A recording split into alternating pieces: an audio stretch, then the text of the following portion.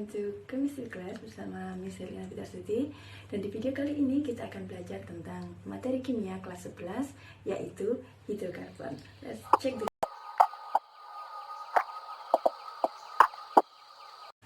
Senyawa hidrokarbon adalah suatu senyawa yang tersusun dari atom H atau hidrogen dan juga atom C atau karbon. Nah, untuk rumus kimianya adalah CXHY, di mana X adalah jumlah atom C dan Y adalah jumlah atom H. Contohnya adalah metana atau CH4, di mana ada satu atom C yang berikatan dengan 4 atom H. Karena atom C ini memiliki elektron valensi 4, jadi dia hanya maksimal mampu melakukan 4 buah ikatan saja. Map di atas ini mengenai penggolongan senyawa hidrokarbon. Jadi senyawa hidrokarbon itu dibagi menjadi dua golongan, yang itu golongan hidrokarbon alifatik atau yang memiliki rantai lurus dan terbuka. Yang kedua adalah senyawa hidrokarbon yang siklik, rantainya tertutup dan juga melingkar. Untuk senyawa hidrokarbon alifatik itu sendiri tersusun dari senyawa hidrokarbon alifatik jenuh dan tak jenuh. Alifatik yang jenuh itu artinya dia rantainya hanya tersusun dari satu ikatan saja, artinya tidak ada ikatan rangkap di sana. Sementara untuk senyawa hidrokarbon alifatik tak jenuh ada ikatan rangkap di sana, baik berupa ikatan rangkap 2 maupun ikatan rangkap 3. Contoh dari senyawa hidrokarbon alifatik jenuh yaitu alkana. Strukturnya bisa dilihat di atas. Tidak ada satupun ikatan yang rangkap di situ. Yang tak jenuh itu ada alkena, alkuna, dan juga alkadina, di mana di antara rantainya itu ada ikatan rangkap. Kalau rangkapnya 2 berarti dia adalah alkena, jika rangkap 3 artinya dia adalah alkuna, dan jika ada lebih dari satu ikatan rangkap maka dia adalah alkadina atau alkadina.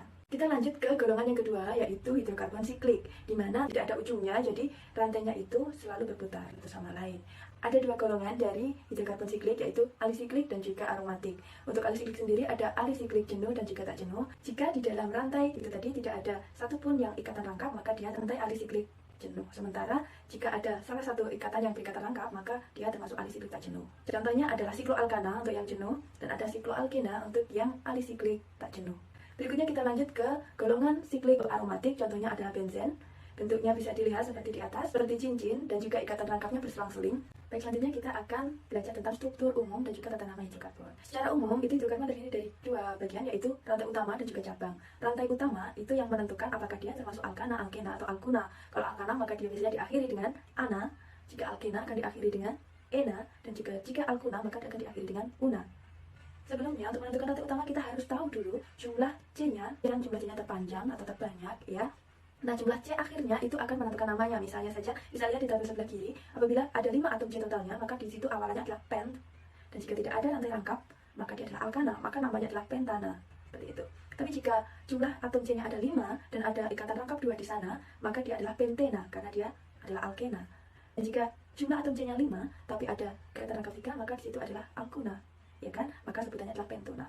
Seperti itu. Itu struktur yang pertama, rantai utamanya yang menentukan apakah dia alkana, alkena, atau alkuna. Dan struktur yang kedua itu adalah cabang atau alkil. Jadi untuk alkil ini akan diakhiri oleh akhiran il.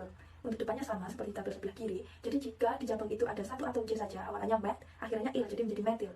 Jadi jika di cabang itu ada 2 atom C, maka etil. Jika ada 3 atom C, yaitu prop, maka diakhiri il menjadi propil dan seterusnya. Jadi itu bedanya. Kalau rantai utama itu akhirannya adalah ana, ena, atau una, tergantung ada ikatan rangkap atau tidak. Jika dia berubah cabang, maka akhirnya adalah il. Jumlah atom C itu menentukan awalannya, bisa dilihat di tabel sebelah kiri. Selanjutnya kita masuk ke tata nama alkana. Jadi secara umum strukturnya terdiri dari 2, yaitu rantai utama, ini namanya diletakkan di akhir. Kemudian yang kedua adalah cabang atau alkilnya, biasanya diletakkan di depan. Penting adalah kalian bisa menentukan rantai utamanya terlebih dahulu, ya.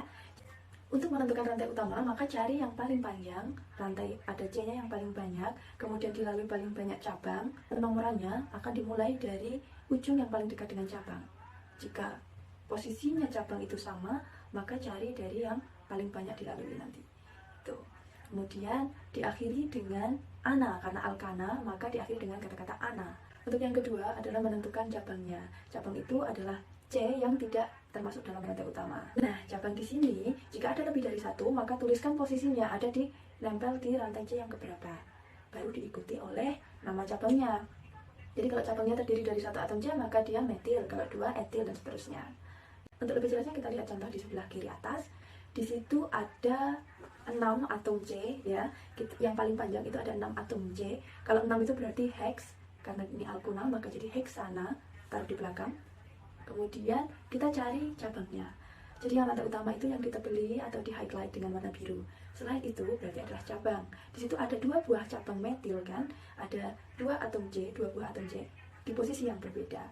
2 di posisi atom kedua ada metil, di posisi atom keempat ada metil. Maka ada 2 buah cabang metil. Kita tulis di situ 2,4 itu adalah posisinya, ya. Ada cabang metil di atom nomor 2 dan juga di 4. Karena ada 2 buah metil, ada lebih dari 1, maka kita sebut dimetil. Di slide sebelumnya sudah ada tabel untuk awalan bagi alkil. Kalau hanya ada 2 alkil itu di, ada